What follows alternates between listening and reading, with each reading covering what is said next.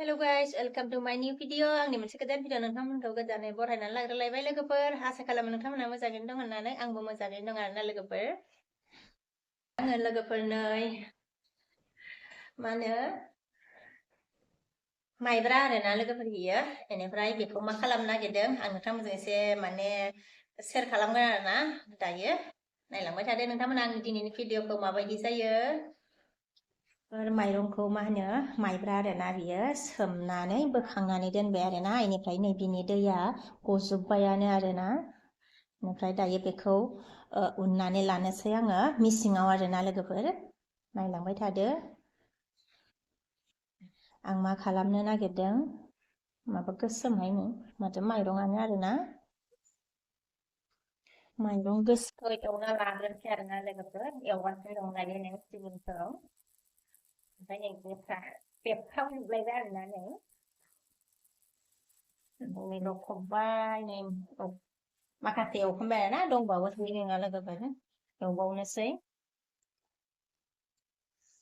सिबिंखौ एवखांबाय लोगोफोर बेनिफ्राय दायो आङो नै अनखौ उरनो लाबाय आरोना नै अनखौ उरनोसै रेडि लाखाबाय लोगोफोर आङो नै माइरंखौ होबाय आरोना बेयाव जा मोजां दै गबाय आरोना ओमफ्राय आं एबार उननानै लानोसै आरो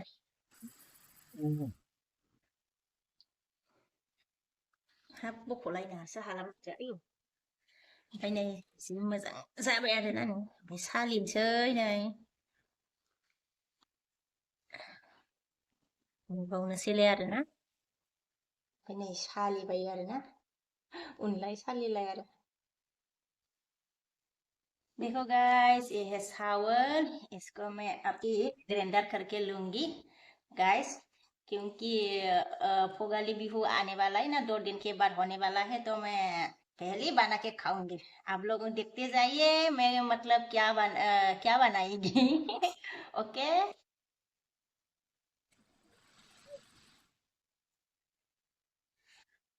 और ये हो गया देखो और भी है बहुत सारा धीरे धीरे बनाऊंगी इसको तो आप चलो जल्दी करो और ये देखो सामने से मतलब सान रही है मतलब जला रही है इसे ये पूरा मतलब ये पाउडर जैसा बनना चाहिए ऐसे मतलब थोड़ा थोड़ा मावगासिनो दं आरोना नै खामानिखौ मावगासिनो दङ उनखाङाखैनो आंखौ गरम मोनलायबाय आरो ओमफ्राय सुइटार जोमलायासै आङो लोगोफोर आयौ नै सिङाव थांग्राया मोनफैबाय नै रायखांबायबा मोनफैबायबो दानिसो रायखांदोंमोन आबै गोलावथार होबालाय नोंहा ओमफ्राय मा लाबोखो होनलाय मा बियो रायखांसैयाबो नै लोगोफोर मा मोनखो र' नै आं देखायगासिनो गिब्लाबो फैसा फैसा थायैखाय फैसा गैयैखाय फैसा थानायनि लाबोबाय खोमा आरो ओमफ्राय नै लोगोफोर बेजों लोगोसे फैसा हरफाखादों आं सासे लांखुमालायबाय बिब'आ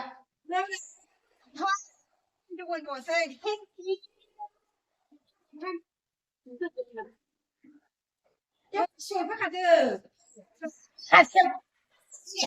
गाव थानानै फैसा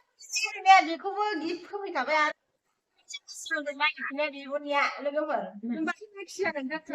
मोजांथार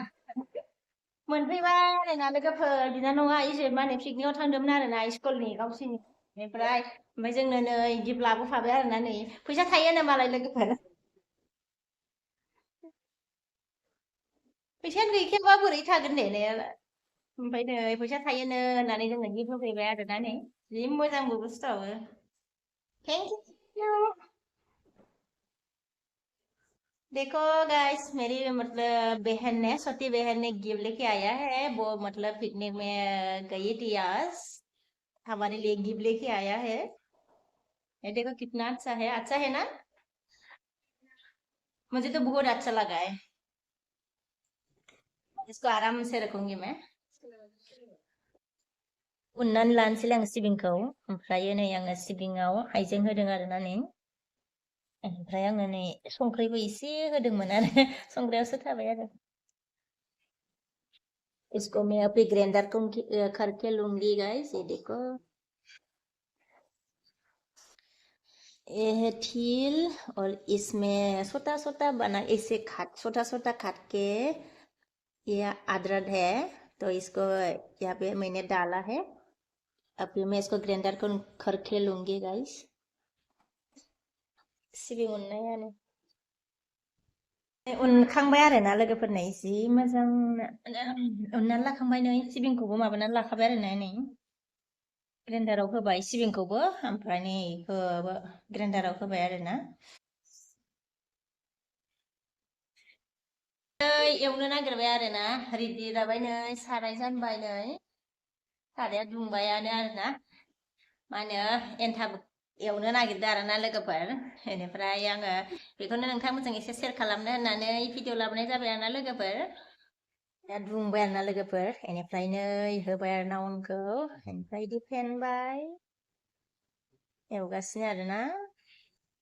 ओमफ्राय सिबिं होबाय नै